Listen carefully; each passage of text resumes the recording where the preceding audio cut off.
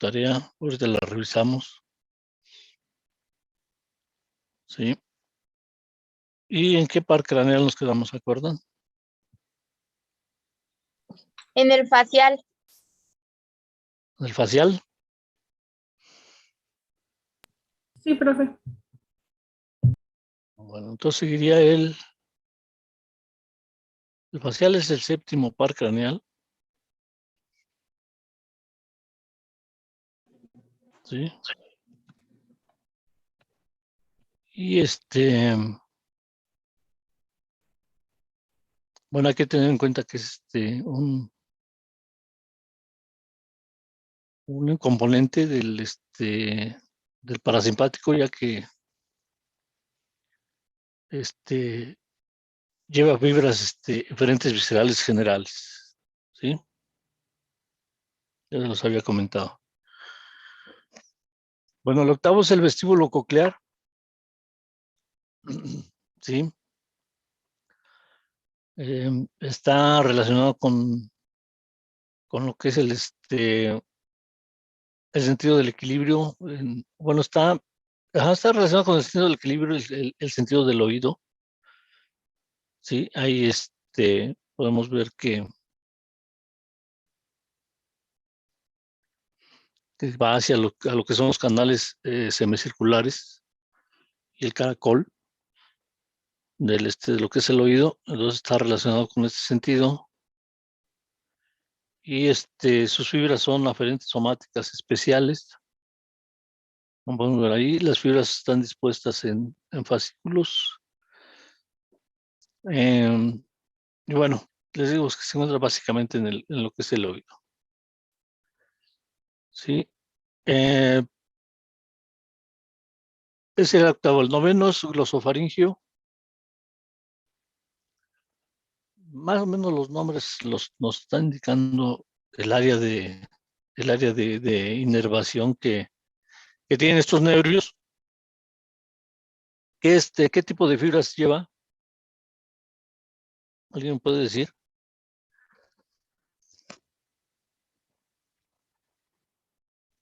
Acá en los componentes funcionales. Aferentes somáticas generales. Aferentes somáticos generales. Visuales generales.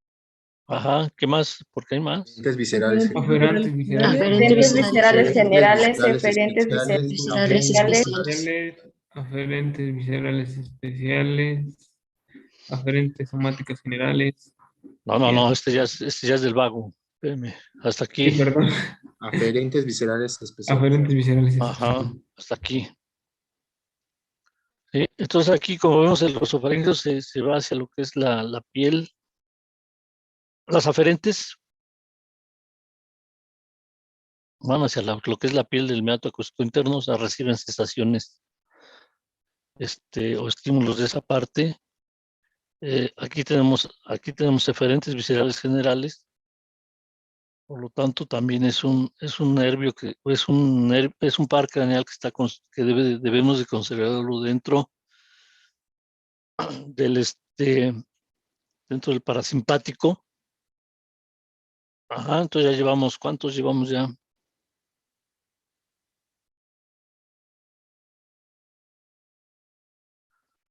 ¿Cuántos llevamos ya, compañeros del parasimpático? Pares craneales que pertenecen al parasimpático.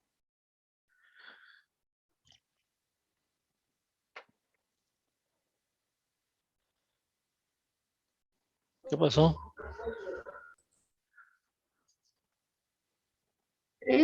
Serían tres. Con ese serían 3, compañeros: oculomotor, facial, glosofaringio. ¿Sí? Estas fibras van hacia lo que serían las glándulas salivales. ¿Sí? Las aferentes viscerales generales van hacia lo que es, reciben sensaciones de lo que es el seno carotidio. Ajá, es este seno carotidio es un punto sensible en cuanto a cuando empieza a haber fallas en la circulación. Ese se estimula para que aumente la presión sanguínea y no le falte el riego al cerebro, ¿sí? Y se va hacia a lo que es la faringe. Las aferentes viscerales especiales van al músculo estilofaringeo caudal, que no es muy destacado, y las aferentes viscerales especiales, pues, abarca lo que es los receptores gustativos de la lengua, pero en la parte caudal. Y ese vendría siendo el glosofaringio. No lo pierdan tampoco de vista porque es parte de lo que vamos a ver más adelante, que sería el parasimpático. El 10º es el vago. Y también tiene varios tipos de fibras. ¿Cuáles son? Ahora sí, ¿cuáles son, compañero?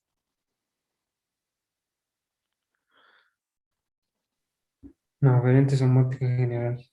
Ajá, ¿qué más?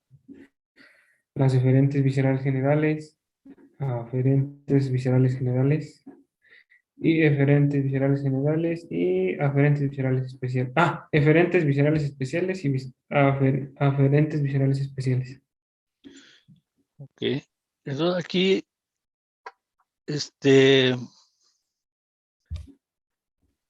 les había yo mencionado que este nervio vago recibe su nombre por la extensión que abarca en cuanto a varios órganos que inerva. No se queda en los órganos que encontramos en la cabeza, como los demás, sino que se va por todo el cuello, ¿sí? Entra a la cavidad torácica y ahí da inervación al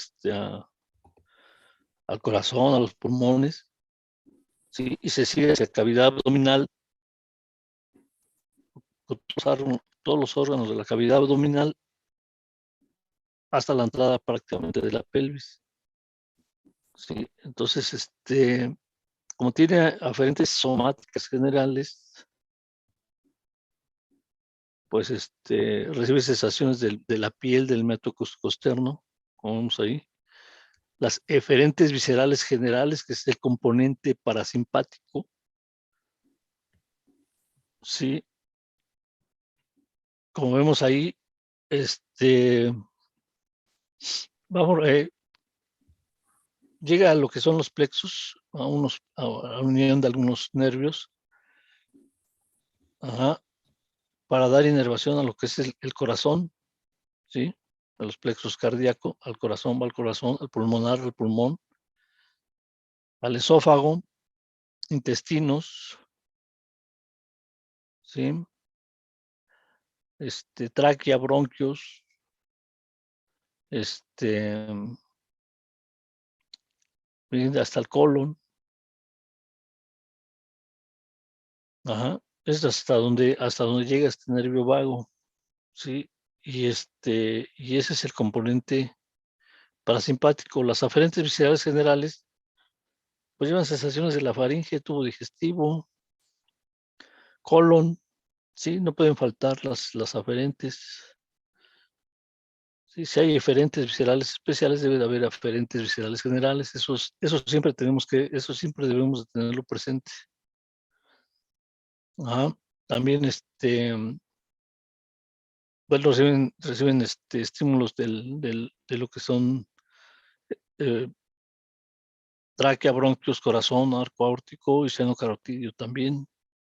Las aferentes viscerales especiales van a los músculos de la laringe, faringe, paladar, excepto algunos músculos que se encuentran ahí, ¿no? Pero los demás pues, son inervados por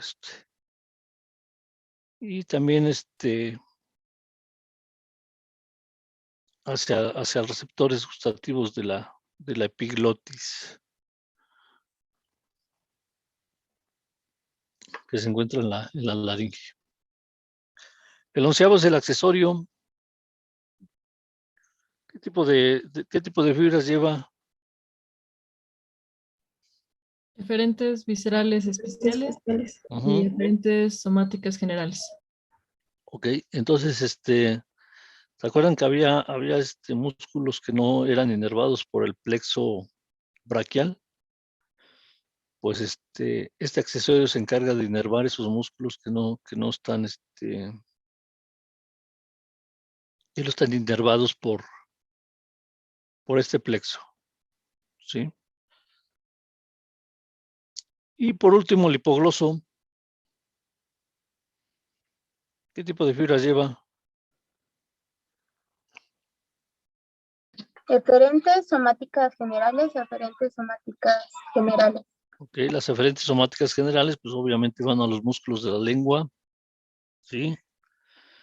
Aquí marcan al genioideo. Las aferentes, pues reciben sensaciones de la musculatura, ¿sí? Todo lo que serían su área de inervación, todos los músculos extrínsecos de la lengua, los que mueven a la lengua como un todo. Hacia va todo hacia estas áreas va este nervio que sería el hipogloso. ¿Sí? Es el mismo cuadro.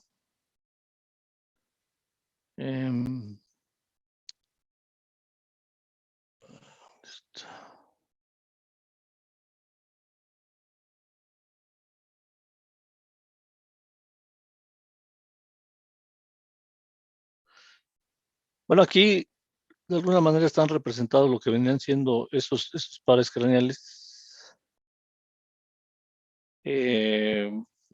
los que corresponden al parasimpático, ¿sí?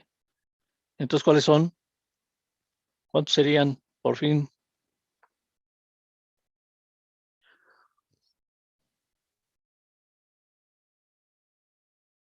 Cuatro. ¿Cuáles?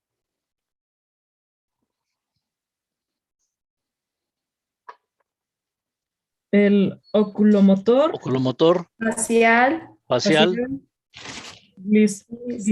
glosofaringio glosofaringio y el vago. y el vago. Ajá. Entonces aquí están esos pares craneales. Y vean el vago. Bueno, aquí está, en este puerquito está representado el vago. Ajá. Y todo lo que vendría siendo su área de inervación. Sí, como les decía, hasta casi la entrada de la pelvis, porque llega hasta el colon.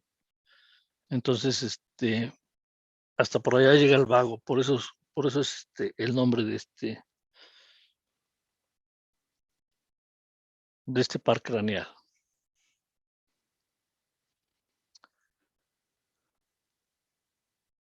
Bueno, es un dibujo que de alguna manera nos hace recordar esos pares craneales. Sí, está el olfatorio, el óptico. El 3 es el oculomotor. El 4 es el troclear. El 5 el trigémino.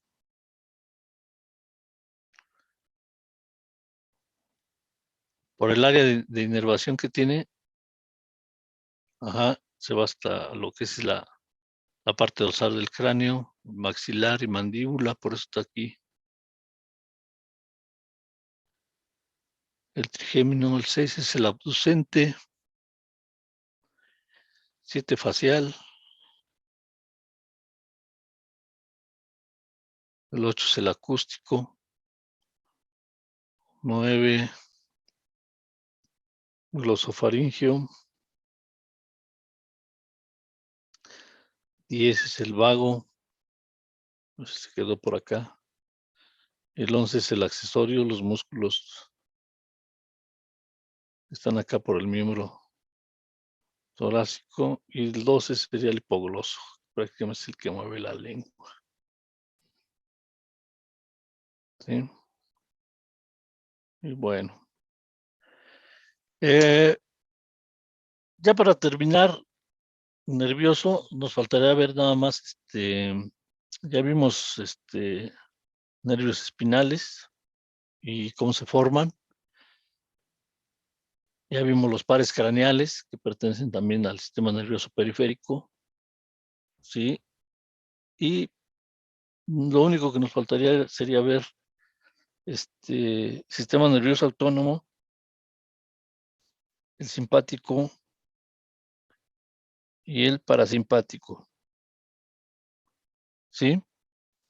Como ya vimos, ese sistema tiene fibras eferentes viscerales generales.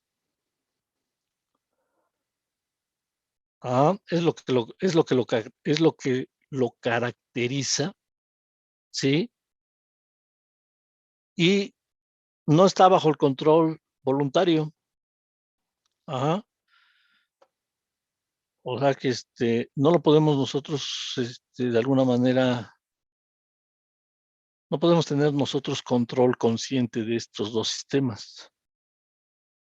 ¿Sí? Simplemente lo que nosotros observamos, pues son los efectos. ¿Sí? Eso es lo que nosotros podemos observar nada más. Ajá. Yo les comentaba que, por ejemplo, podemos sentir el latido del corazón o la aceleración más bien del corazón. Ajá. También podemos sentir el descenso en los latidos del corazón. Sí. Nuestros intestinos se mueven sin que nosotros tengamos conciencia de ello. Se están moviendo nuestros intestinos. Sí. Etcétera, etcétera. Entonces, todas estas funciones que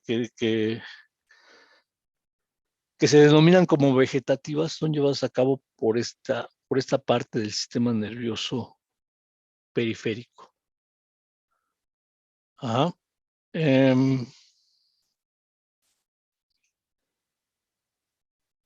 Entonces, nosotros podemos distinguir a estos dos sistemas de varias maneras. Podemos nosotros distinguirlos anatómica, funcional y farmacológicamente. ¿Sí? Si hablamos de la diferenciación anatómica de estos, del simpático y el parasimpático, pues vamos a ver que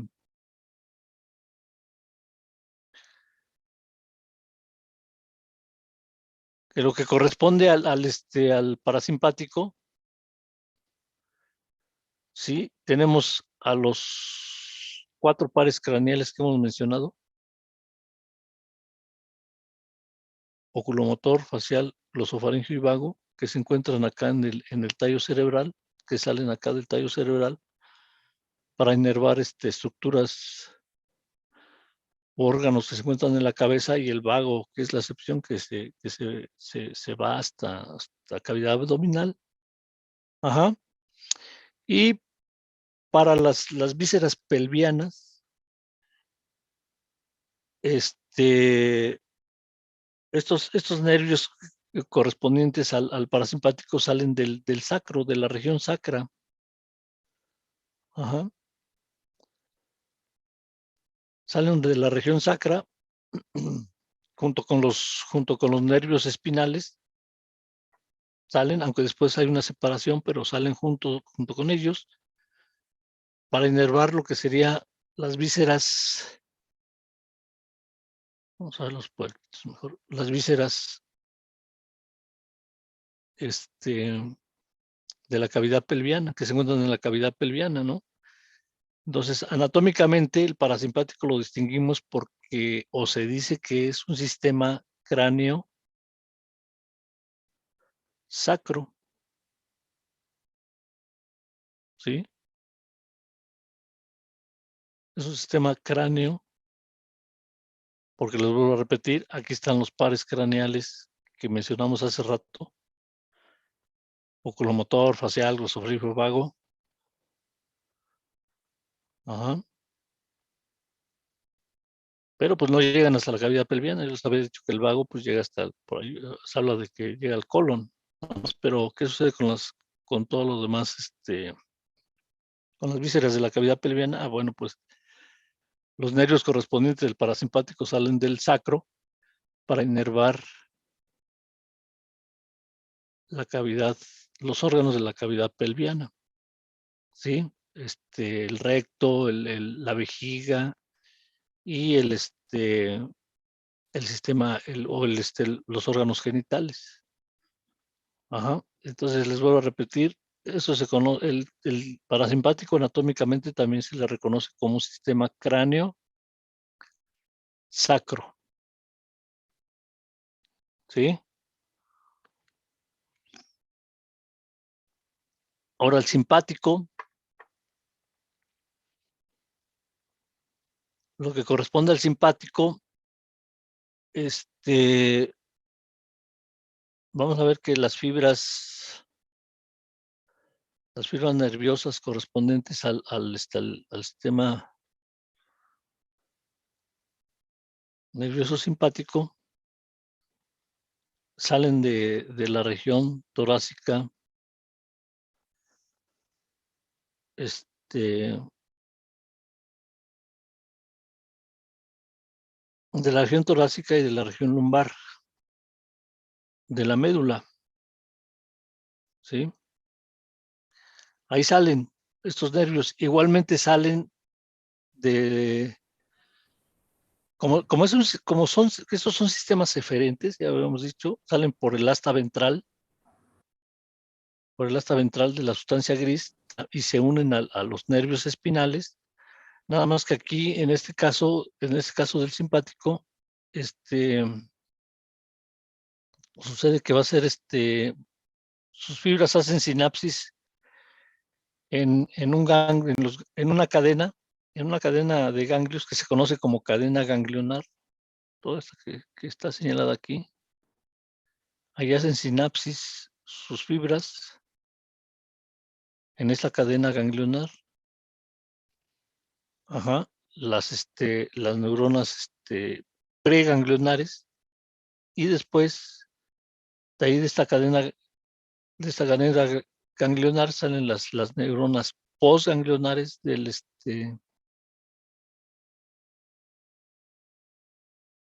correspondientes al simpático, y empiezan a inervar órganos que son pertenecientes a la cavidad abdominal, pertenecientes a la cavidad a la cavidad torácica, a la cavidad abdominal y a la cavidad pelviana, a todos estos órganos, y también hay una prolongación de un ganglio, el ganglio cervical craneal, hay una prolongación de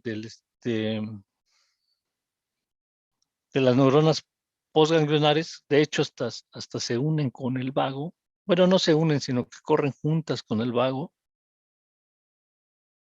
Ajá, lo que se conoce como el tronco vago simpático, para inervar órganos que se encuentran acá en la cabeza del animal, ¿sí? Entonces, anatómicamente, al sistema simpático se le conoce también como un sistema tóraco-lumbar.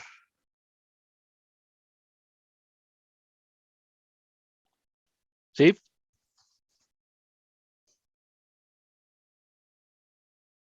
¿Sí, compañeros, o no? Sí, profe. Así es como se le conoce al sistema simpático también, como un sistema tóraco-lumbar.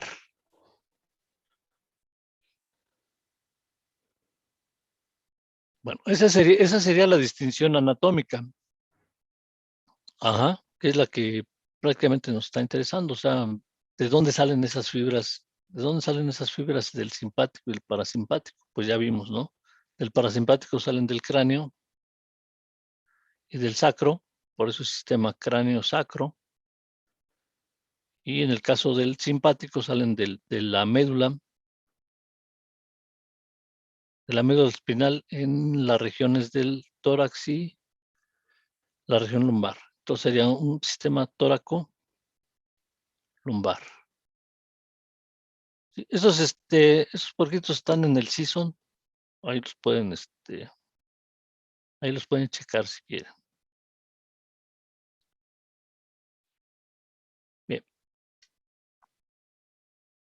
Ahora, ¿cómo lo distinguimos?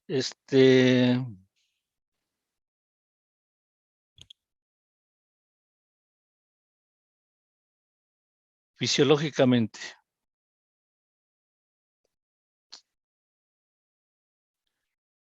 ¿Cómo lo podemos distinguir fisiológicamente?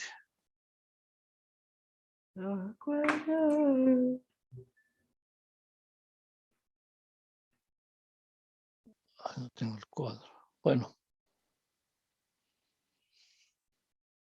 Aquí vemos la salida de lo que vendría siendo el sistema nervioso simpático, acá en la región toracolumbar, el parasimpático, el cráneo y el sacro. Entonces, fisiológicamente, lo único que podemos nosotros ver son sus efectos. ¿Sí? Entonces, un efecto que tiene el simpático sobre el ojo es es aumentar el diámetro de la pupila, o sea, se abre la pupila. Ajá.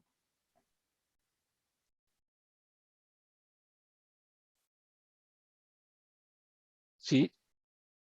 Y un efecto del parasimpático es disminuir la pupila, y esto lo notamos cuando pasamos de un lugar, ya les había yo comentado, de un lugar oscuro a un o de un lugar de mucha luz a un lugar oscuro, entonces se abre la pupila, es un efecto simpático. O cuando pasamos de un lugar oscuro a un iluminado, entonces tenemos un efecto del parasimpático en el cual cierra esa pupila. ¿Sí? También aquí tenemos efectos sobre las glándulas salivales. ¿Sí? En el caso del parasimpático, pues aumenta la secreción salival. En el caso del simpático, perdón, pues disminuye esa secreción. Ajá. También hay efectos en los órganos que se encuentran en el tórax, en el tórax, lo que sería los pulmones, el corazón. Sobre todo se nota más que nada en el corazón, ya que el simpático pues aumenta el latido cardíaco y el parasimpático lo regula a los latidos normales. ¿Sí? Y así, si nos seguimos con varios órganos, ajá, por ejemplo, el parasimpático pues aumenta la motilidad intestinal, mientras que el simpático inhibe la secreción y la motilidad intestinal. En el caso de la micción, es un caso muy, muy, muy particular, ¿sí? Porque ahí están involucrados efectos del simpático, del parasimpático y de la corteza cerebral. Ajá. O sea, una acción tan sencilla que nosotros vemos cuando vamos a desechar la orina, cuando vamos a orinar, una acción tan sencilla, ¿sí?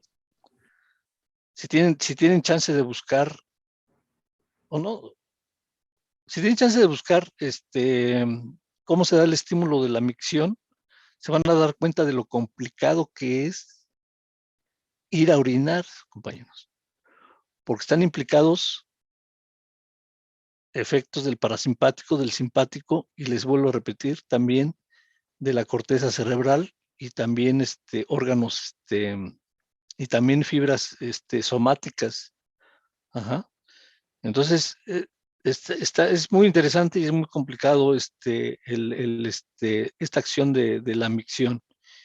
Y también en los órganos reproductores también tienen mucho que ver. Ajá, el líbido está dado por el simpático, sí, y la eyaculación, en el caso del hombre, está dada por el parasimpático. Ajá. Entonces también tienen mucho que ver estos dos sistemas. Ajá. Una particularidad que tiene el simpático es que puede haber una estimulación general dada por la glándula suprarrenal que libera adrenalina. Cuando es estimulada, esta se libera sangre y puede dar un efecto general al organismo, ¿sí? En el cual tenemos un efecto ahí multisistémico, ¿no? Cuando se libera esta adrenalina, sobre todo les comentaba, creo que al principio de este tema de nervioso, que en las situaciones de peligro, pues hay una liberación de adrenalina en la que podemos ver un efecto multisistémico, sudamos, hay palpitaciones, bueno, aumenta el ritmo cardíaco, se nos seca la boca, se abren las pupilas, empezamos a sudar,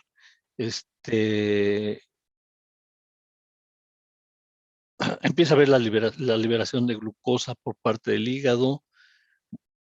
Es un efecto multisistémico que está dado por las adrenales, al liberar esa adrenalina. También en las cuestiones de estrés también es muy importante estas glándulas, las glándulas suprarrenales. Y entonces de esta manera nosotros podemos ver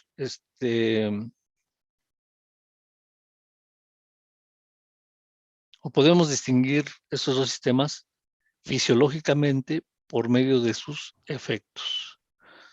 ¿Sí? ¿Preguntas? ¿Dudas?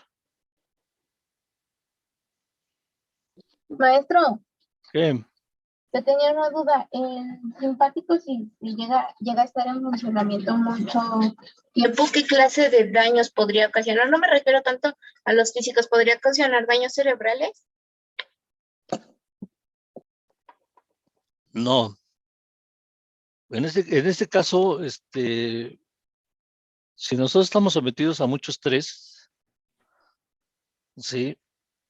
Entonces constantemente estamos liberando adrenalina y esto pues podría traer problemas, pero más que nada emocionales.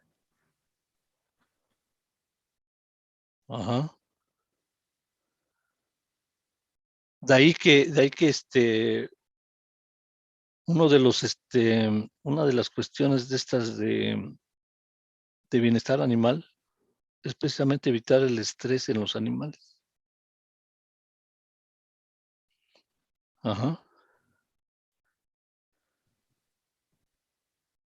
Sí, y no tanto por los efectos emocionales que pueda tener con el animal, sino que estos se ven reflejados en la producción. En el hombre, obviamente, pues sí, ¿no? O sea, las cuestiones emocionales sí son importantes porque traen como consecuencia, pues que haya episodios de angustia, de depresión, etcétera, etcétera, ¿no? Y ya en casos graves hasta de suicidio.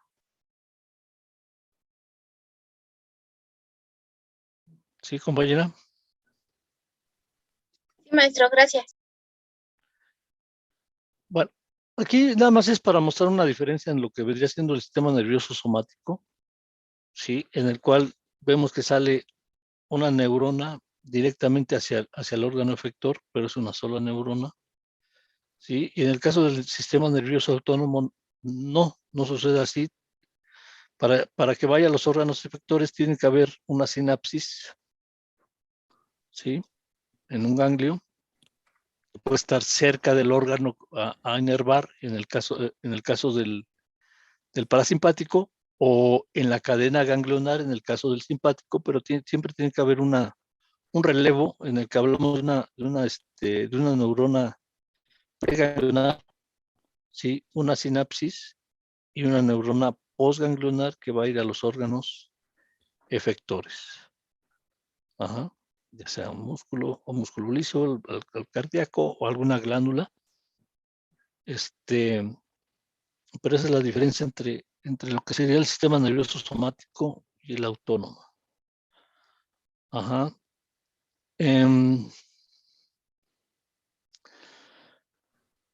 Bueno, aquí En este caso, del lado izquierdo, podemos ver cómo sale en el caso del simpático, cómo salen las fibras del simpático por el asta ventral de la médula espinal, ¿sí? ¿Cómo salen? Hacen sinapsis en la cadena ganglionar, ¿sí? Salen con el nervio espinal, pero nada más que después se desvían hacia lo que vendría siendo la cadena ganglionar, al ganglio, y después de ahí sale la neurona postganglionar a lo que vendría siendo el órgano efector, ¿no? En este caso, pues nos están marcando ahí una víscera. Ajá. Entonces, el que se dirige hacia lo que es el ganglio se conoce como ramo comunicante blanco, ¿sí? El preganglionar, la neurona preganglionar y la postganglionar es un ramo comunicante gris, se conoce como gris, que es el que va a las vísceras. En el caso del simpático, el simpático hace sinapsis, pero prácticamente en ganglios que se encuentran cerca de las vísceras. Ajá. Aquí no entran a la cadena ganglionar, sino que hacen sinapsis cerca de los ganglios que se encuentran muy cercanos a las vísceras, que van a inervar. Ajá. Estos aquí, como vemos, miren. ¿Sí? También igual en el caso del sacro, pues salen también de acá de la médula espinal y van a la preganglionar, hace sinapsis en el ganglio cercano a la víscera, y aquí está la neurona postganglionar de color rojo hacia el órgano efector, ¿no? Y esa vendría siendo la división parasimpática.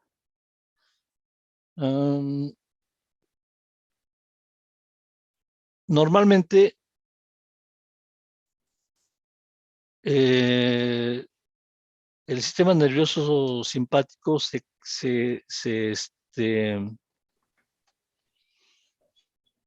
representa. Voy a utilizar esto, a ver si logran, o si me doy a entender más bien, ¿sí? En el caso del sistema nervioso simpático, se representa gráficamente por fibras preganglionares cortas y fibras postganglionares largas,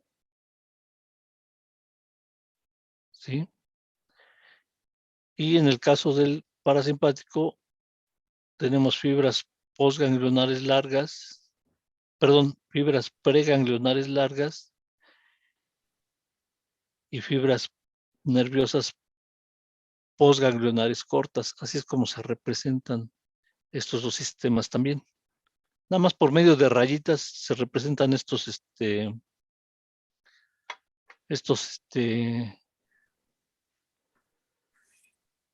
dos sistemas. ¿Ah?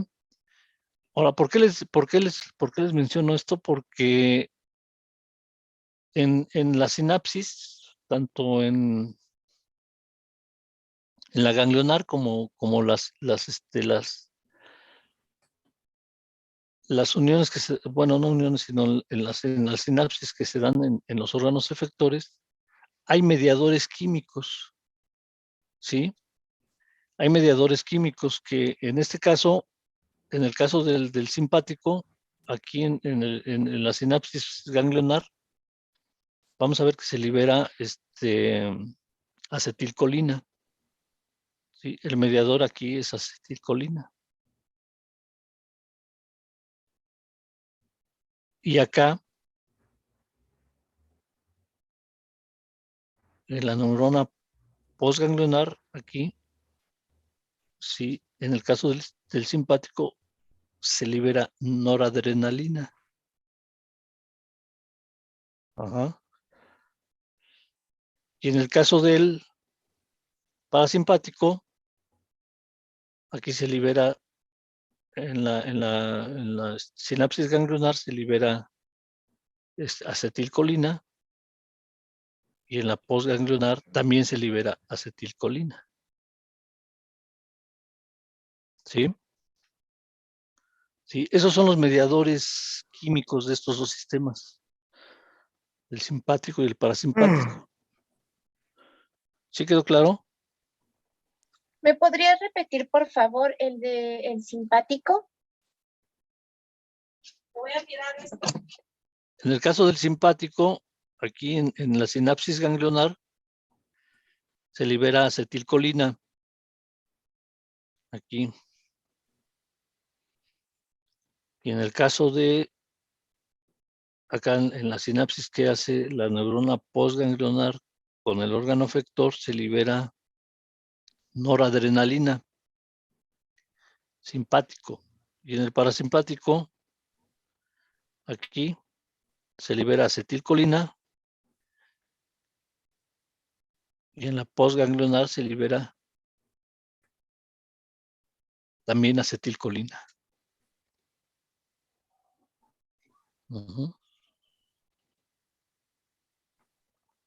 Gracias.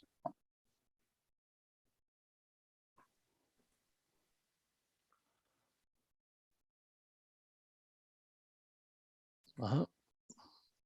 Bueno, aquí lo vemos también, parasimpático. En la sinapsis, en la primera sinapsis se libera acetilcolina, y acá en la segunda, en los órganos efectores, también se libera acetilcolina. En el caso del simpático, también tenemos aquí acetilcolina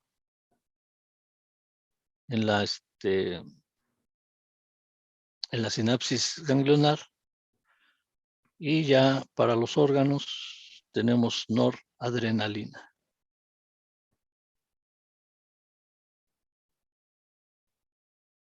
¿Sí?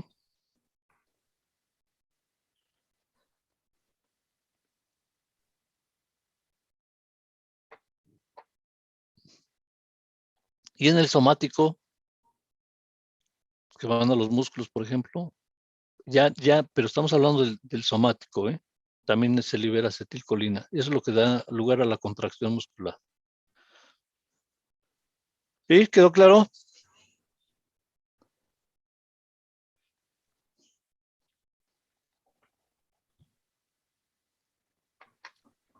Sí, profesor. ¿O hay alguna duda?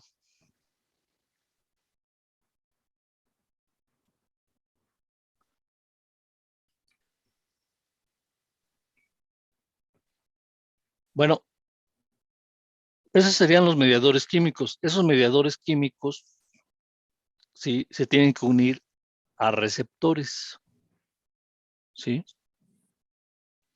A receptores que se encuentran en la neurona postsináptica, ¿sí? Esos receptores hay de varios tipos. Ajá.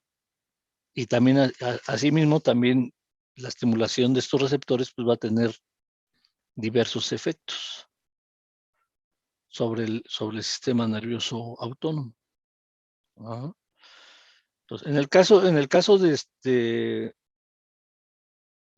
parasimpático, o en el caso de los receptores más bien para acetilcolina, están los receptores nicotínicos y los muscarínicos. ¿Sí? Estos son los dos principales receptores para la acetilcolina. Ajá. Y en el caso de la noradrenalina tenemos receptores que se denominan como alfa y beta. Sí, y hay más subtipos, pero bueno, esos son los principales que se mencionan, ¿no? Los alfa y los beta. Ajá, en el caso de la noradrenalina, ¿no? Y también, bueno, también tenemos, acuérdense que les había mencionado la reacción sistémica cuando se libera adrenalina por parte de de la glándula suprarrenal, que tiene efectos multisistémicos, también actúa sobre estos receptores alfa y beta. Ajá. Y pues se habla. Oh, que la canción. Si hablamos ya de de diferenciarlos farmacológicamente, ¿sí? Lo que les puedo mencionar como ejemplos, pues es que si yo requiriera hacer una cirugía y para mí me es conveniente que tenga un efecto, el simpático sobre el corazón, que me acelere un poquito el corazón, porque eso pues es importante para mi cirugía. Entonces lo que tengo que aplicar, por ejemplo, es atropina, ¿sí? Esta atropina es un fármaco que actúa sobre el parasimpático. Se conoce como parasimpaticolítico, o sea que va a inhibir el efecto del parasimpático, ¿sí? Inhibe el efecto del parasimpático y esto me va a permitir que el simpático quede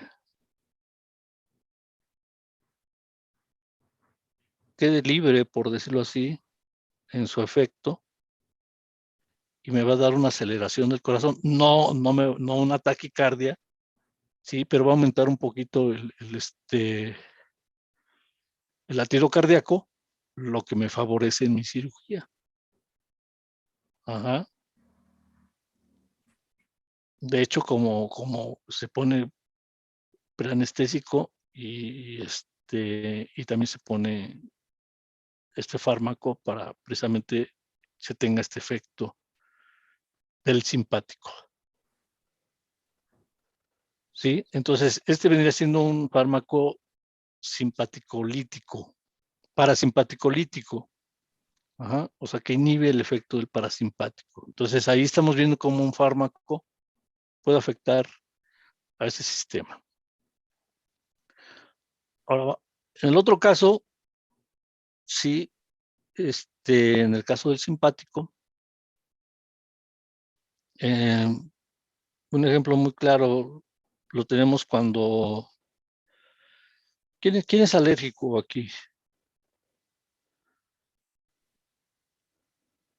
A algo, piquete de abejas, penicilina. Indira levantó la mano. ¿Qué pasó? Ah, pues preguntó que quién era alérgico yo. Ah, ¿contra qué?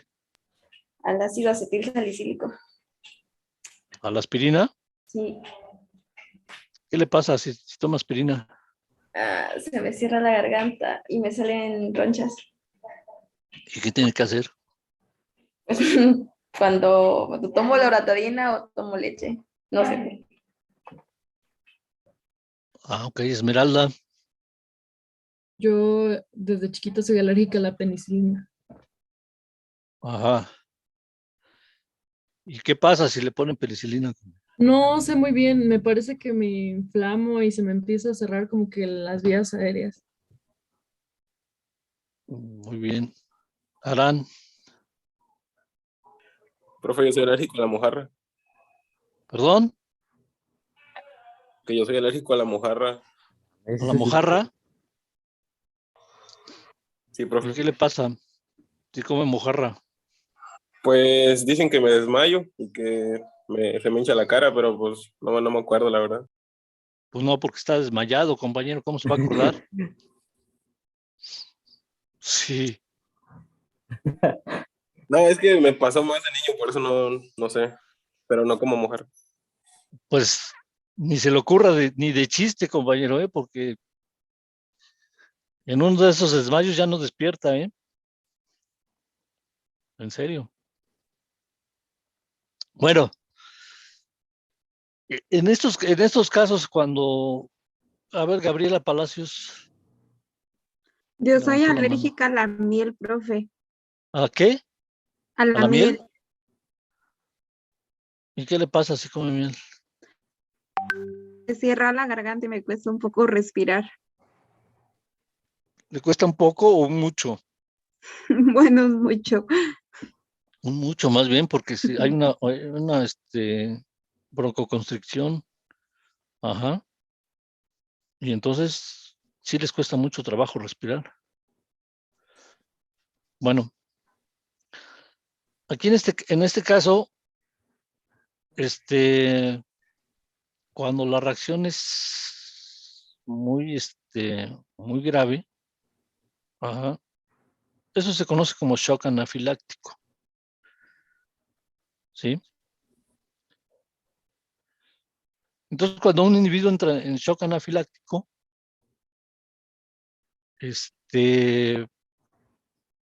empieza a haber una disminución bueno, para empezar empieza a haber una vasodilatación, ¿sí? En ciertos órganos.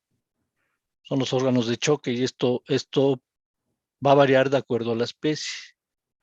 Ajá. En unos animales los órganos de choque son los pulmones y en otros son los intestinos. Entonces aquí lo que sucede es que hay una vasodilatación y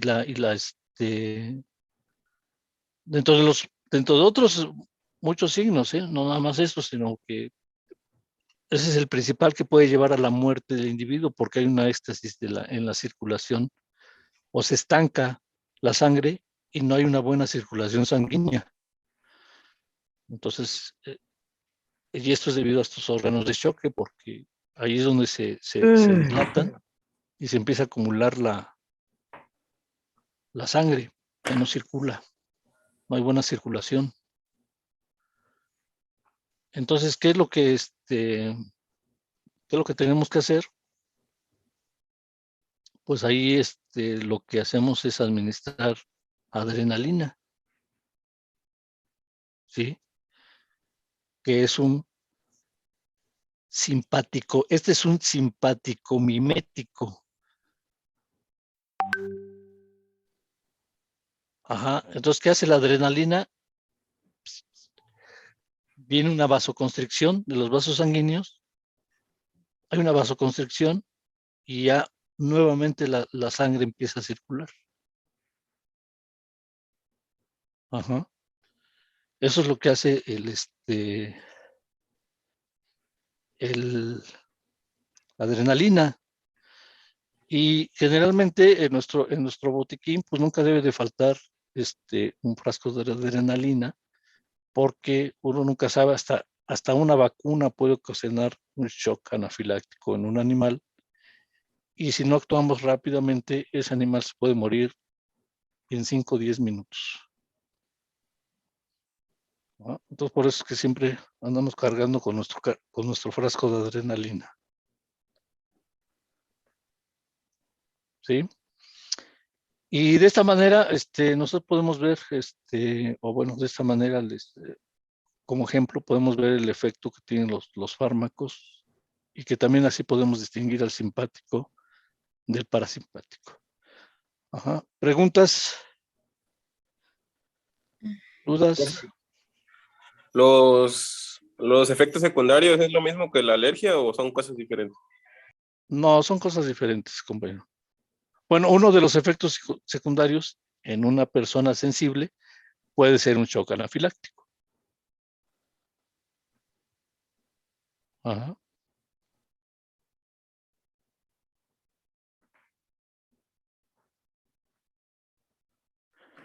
Bueno, preguntas, dudas.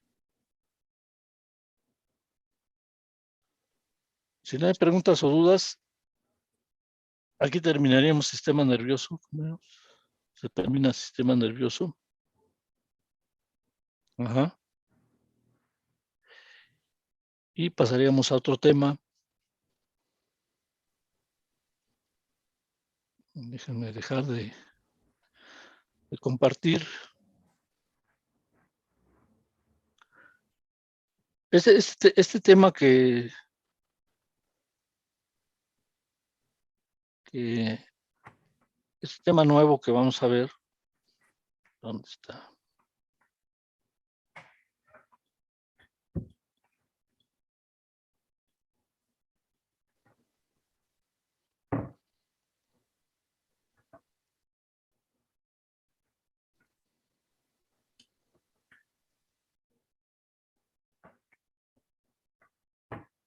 Se conoce como esplagnología.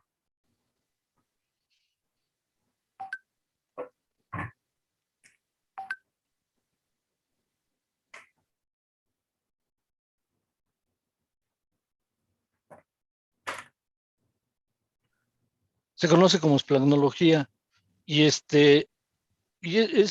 un tema que va a abarcar algunas cosas que así de manera muy general que vamos a tratar, que vamos a ver cuando veamos digestivo, respiratorio, urogenital. Entonces, para no estar repitiendo constantemente esto, ahorita lo vamos a ver. Ajá. Para no estar repitiendo ciertas cosas que son así muy comunes para estos sistemas viscerales, lo vamos a ver en un tema, para no estarlo repitiendo en todos los sistemas que vamos a ver posteriormente. Ajá. Entonces, este tema se conoce como esplagnología. Déjame ver.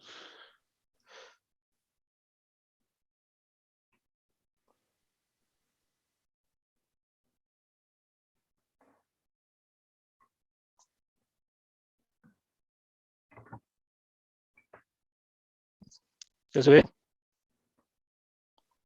Sí, profe. Bueno. Entonces, decía yo que bueno, es más, les decía en la clase anterior que terminando este tema ya tenemos material para el siguiente examen, ¿eh? Y este tema pues no es muy largo. A lo mejor me lleva esta clase y la siguiente. Bueno, el término esplagnología viene de esplagno. Esplagno, que quiere decir órgano interno.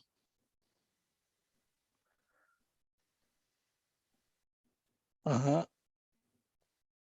Y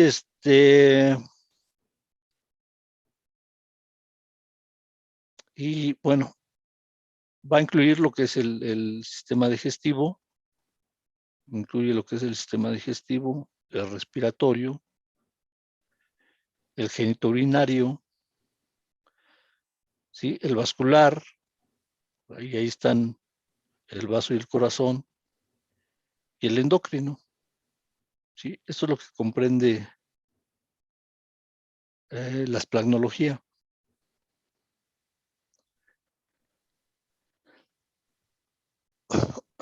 El término esplagno, que quiere decir órgano interno, está muy relacionado a lo que sería las vísceras. O sea, todo esto que nosotros vemos aquí,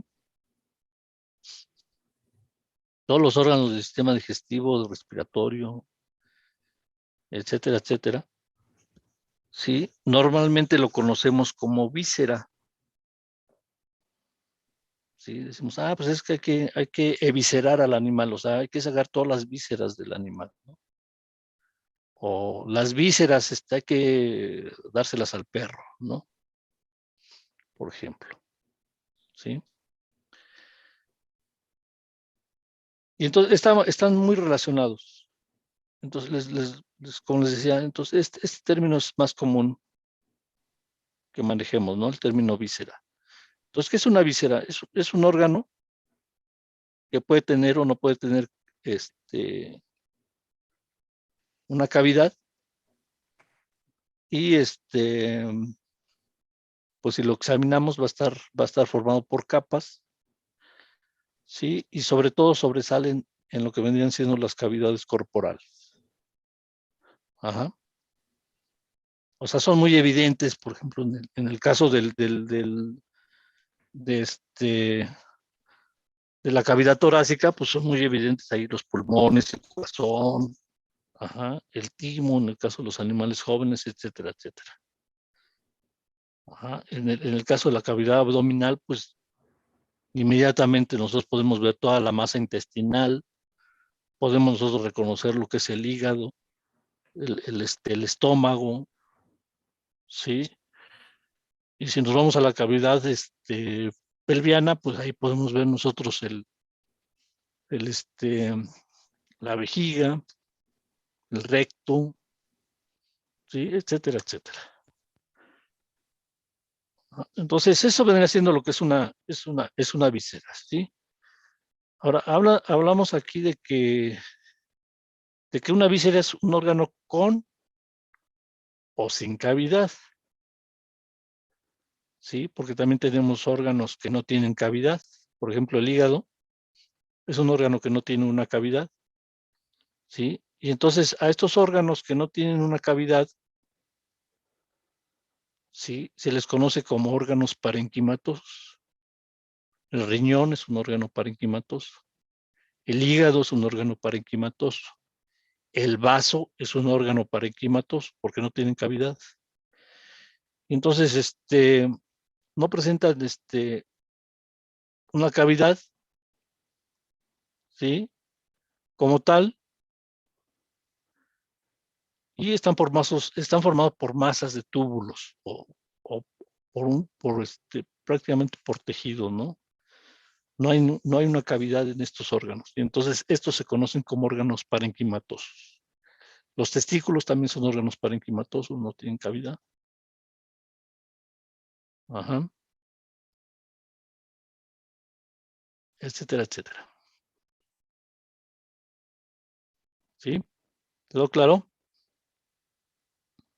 ¿O hay alguna pregunta?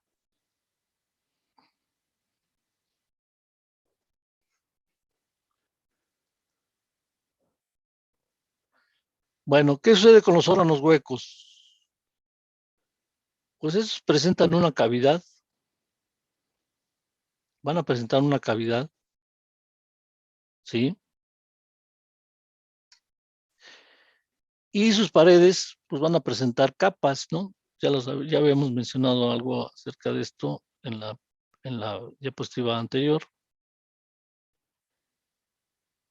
Y esta capa, o estas capas,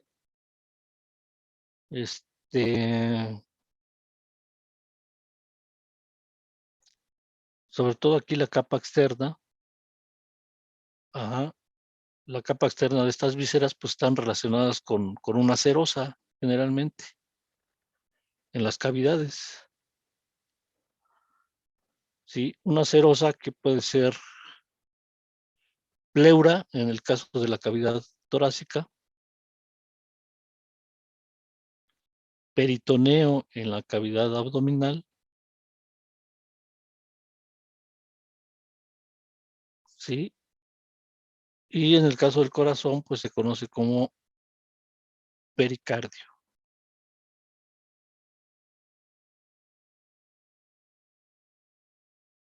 Ajá. Eso en el caso de que estén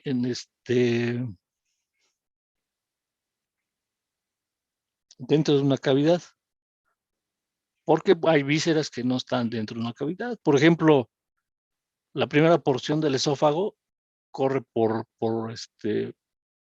el cuello y no está dentro de una cavidad. Después entra la cavidad torácica y a la cavidad abdominal, pero en su recorrido, que es el más grande, que es sobre el cuello, no está dentro de una cavidad. Entonces, pues ahí la capa externa no es una serosa, ¿verdad?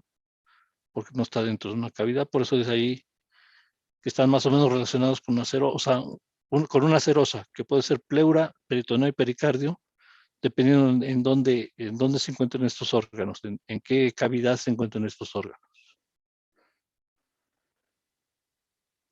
Bueno, esas capas que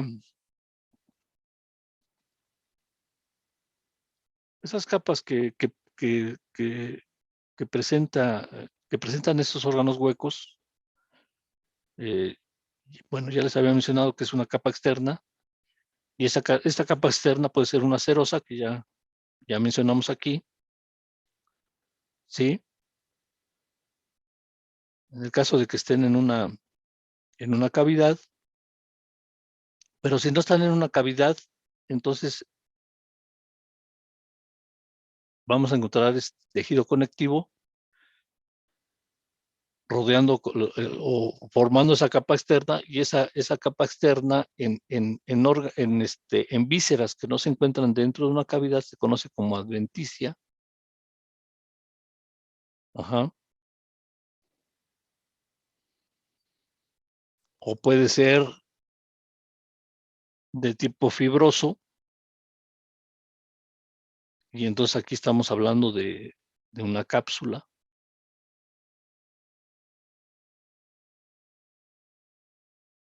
Sí. Y aquí, bueno, aquí en esta cápsula no tan solo podemos decir que la presentan órganos huecos, ajá, sino que también la pueden presentar órganos parenquimatosos. Por ejemplo, el hígado tiene su cápsula hepática, ¿sí? El riñón tiene su cápsula renal. Los testículos. Los testículos también tienen su cápsula, nada más que en este caso se conoce como túnica albuginea. Los ovarios también tienen su túnica albuginea, ¿sí? Entonces,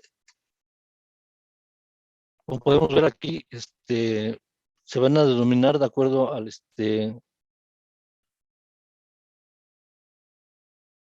órgano que estén rodeando. Ajá. Eso es lo que respecta a la capa externa. Ahora, hay otra capa, la capa media, en donde encontramos músculo, generalmente músculo liso, generalmente, ¿sí? O también puede ser, en algunos casos podemos encontrar un músculo estriado,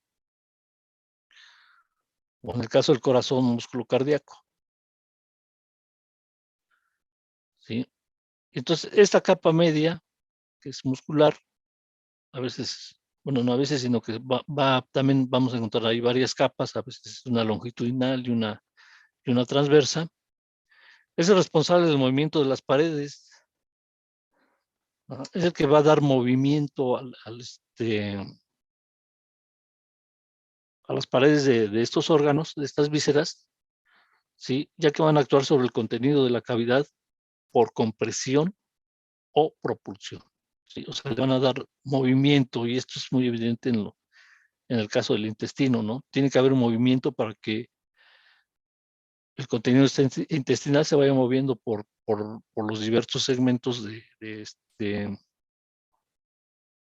esta víscera, ajá, para que se vayan dando los procesos de digestión y de absorción, ¿sí? Y la eliminación de desechos. Esto hablando con respecto a lo que vendría siendo el sistema digestivo.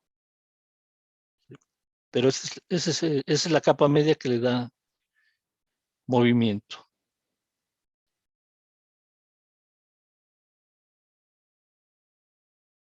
¿Sí? ¿Preguntas? ¿Dudas?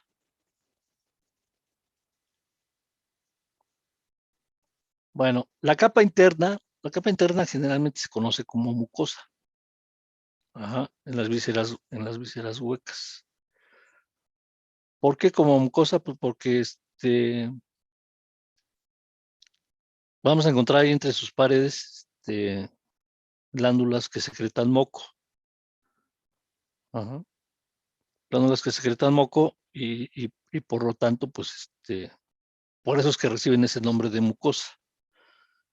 Y como dice ahí, es la capa que tapiza la luz, o sea, el hueco que queda, pues está tapizado por esta mucosa.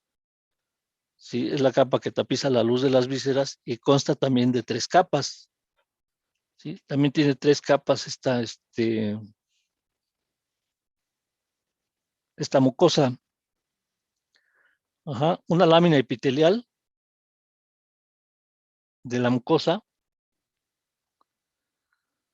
¿sí? Una lámina propia de la mucosa que lleva el tejido conectivo y ahí encontramos vasos sanguíneos, encontramos glándulas. Ajá. Y también tenemos también presenta una muscular de la mucosa. Esta sí es de músculo liso. Una muscular de la mucosa porque también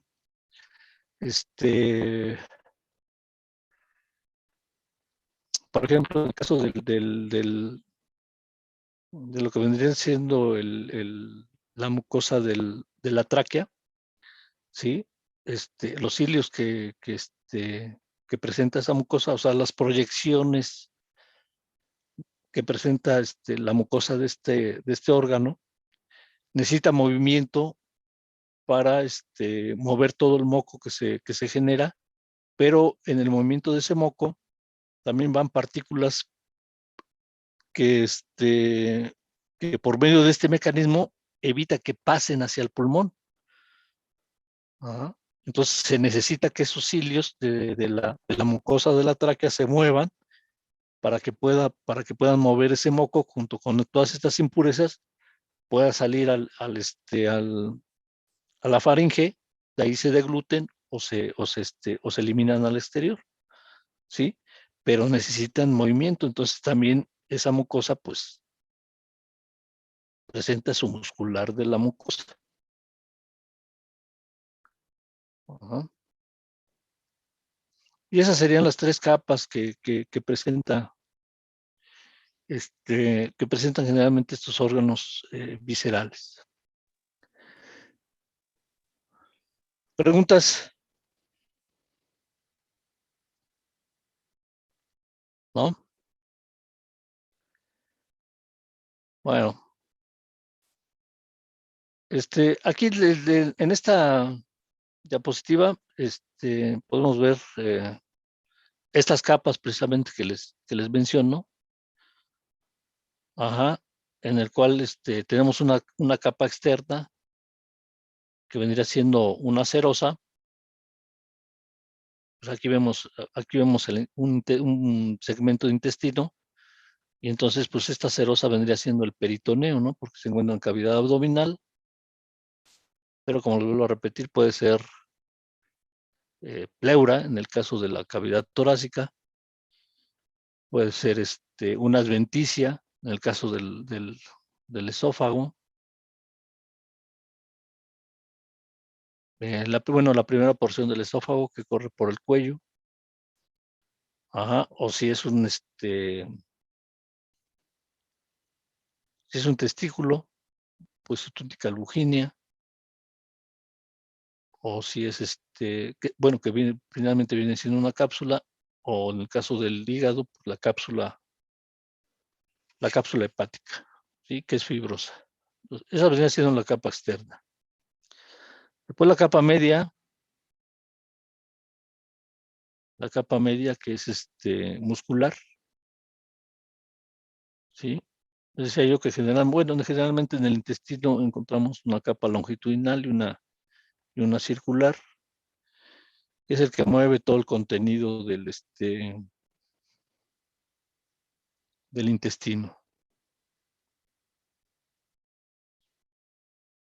¿Sí?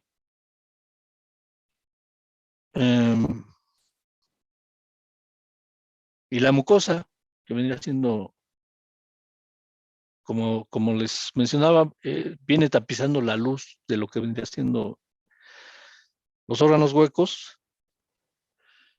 Y aquí pues tenemos lo que vendría siendo como es aquí,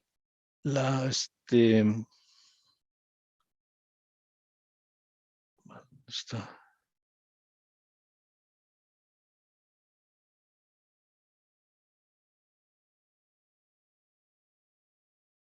Que me tapa esto. Bueno, la epitelial de la mucosa, que vendría siendo la capa más externa, la epitelial de la mucosa, sí. Luego viene una submucosa en la que bueno, aquí está marcando lo que sería la epitelial de la mucosa. Sí, que en el caso del intestino, por ejemplo, serían los enterocitos. Esa vendría siendo la epitelial de la mucosa. Ajá. Después viene pues una lámina propia de la mucosa, una submucosa, ¿sí? En donde encontramos glándulas. Podemos encontrar glándulas, precisamente cuya secreción es mucosa para protección de la luz de ese órgano. Podemos encontrar glándulas, podemos encontrar también, se me pasaba, pero también podemos encontrar tejido de defensa. En el caso del intestino, pues están las placas de Peyer como tejido de defensa. Sí, y la muscular lo que viene siendo la muscular de la mucosa, ¿no? Lo que le da movimiento a estas vellosidades que encontramos aquí, o a estos cilios que encontramos aquí. Pues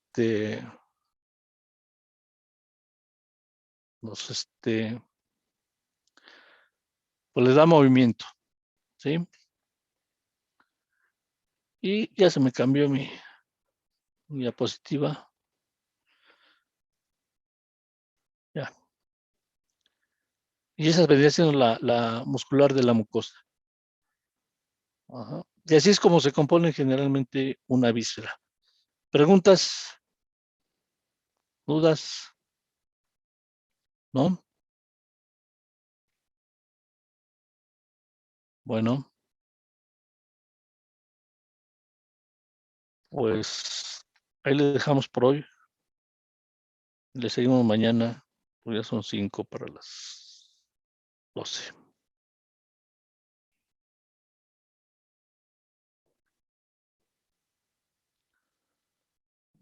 Nos vemos, bye. Nos vemos, hasta luego. Hasta luego, Hasta profe. mañana, profe. Nos Hasta vemos. luego, profe. Gracias, profe. Hasta luego, profe. Mañana. Luego, profe. Luego. Hasta mañana, Hasta profe. mañana. Hasta mañana. Nos vemos mañana.